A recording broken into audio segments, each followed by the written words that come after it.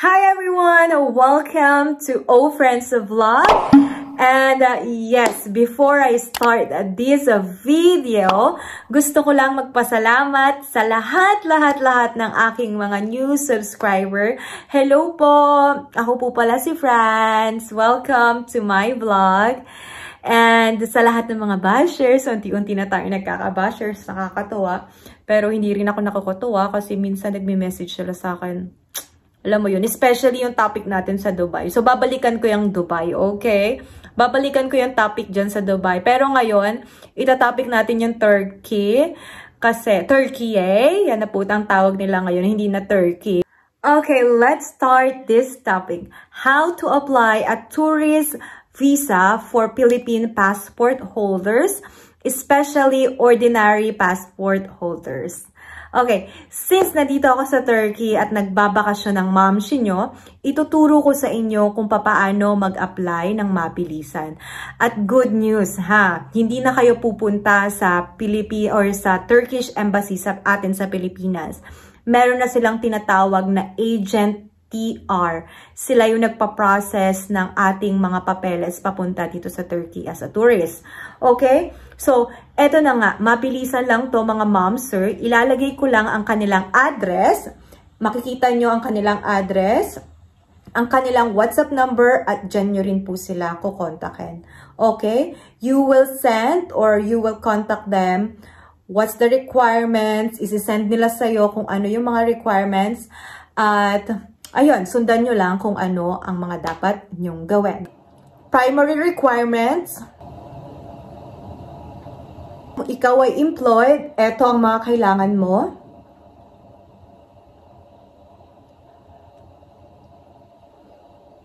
Yan yung mga kailangan mo. Okay, madali lang yan. As kung wala ka namang mga kaso sa Pilipinas, mabilis lang ang process ng kanilang tourist visa. Contact agent TR for the flight and hotel reservation kasi nagbibigay din po sila ng flight and hotel reservation. Eto nga pala, kung tourist ang ina-applyan mo mga ma'am sir, much better gumawa ka ng detailed itinerary at isama mo yan sa iyong application kasi nga tourist ang ina-apply mo. So much better na meron ka talagang ilalagay na naka-detail na kung ano yung mga pupuntahan mo. So kung wala kang alam talaga, pwede ka naman mag-search sa Google. Napakadami sa Google na item. Kung student ka, eto naman ang mga kailangan mo, mga requirements mo. Screenshot mo na. Dali.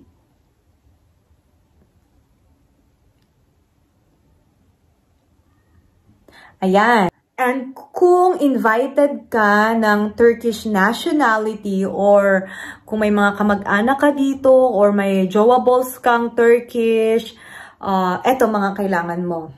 Siyempre, marami nag-aabang niyan. Ayan. So, ayun na nga. Kung tatanungin mo kung how much yung payment, ngayong 2024, hindi ko na po alam talaga kung magkano. Kasi minsan nagbabago sila, especially kung kukuha ka ng flight and hotel agent TR, syempre nagbabago ang kanilang price. Mas maganda, i-message mo nga ang kanilang WhatsApp or pumunta ka mismo sa address na binigay ko kanina. Mga nagtatanong kung how many months ang process ng visa, according sa aking natanungan ko dito, na ang process ng kanilang visa, naglalaro ng 1 to 2 months yung process. And also, I will give tips para naman may high chance ka na ma-approve ang iyong application.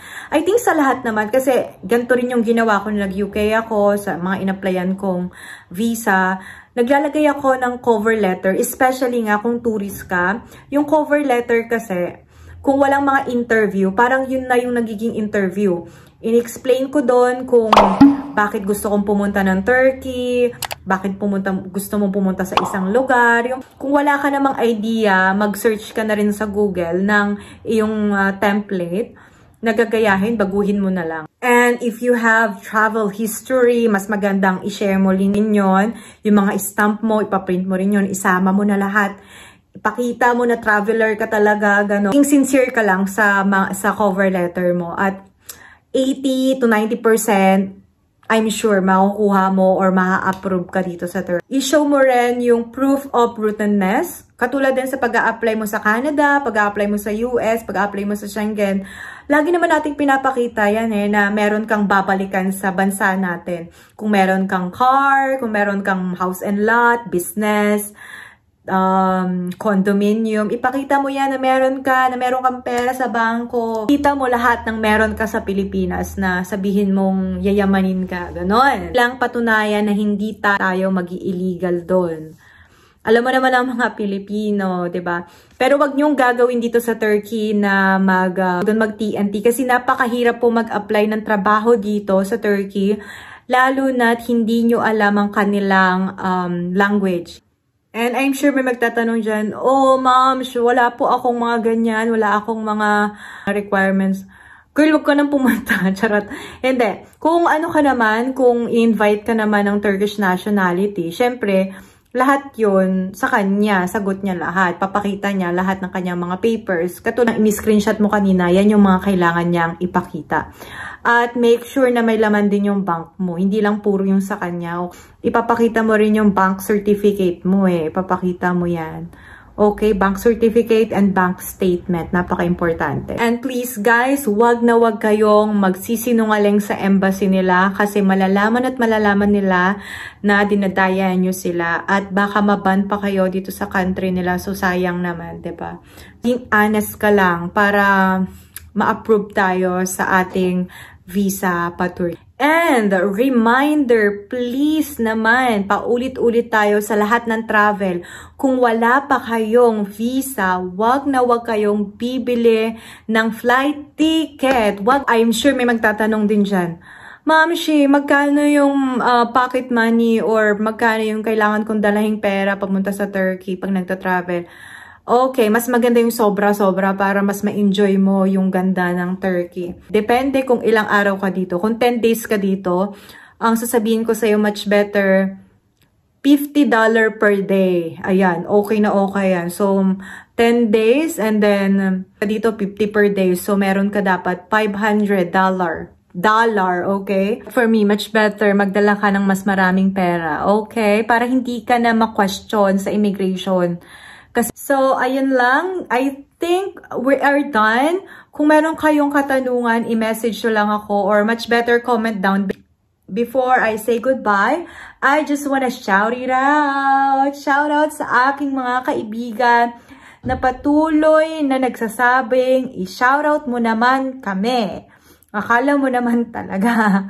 Sige, shout out ko kayo. Hi kay Ate Nikki sa Australia. Hi kay JM at kay Alex sa Cambodia.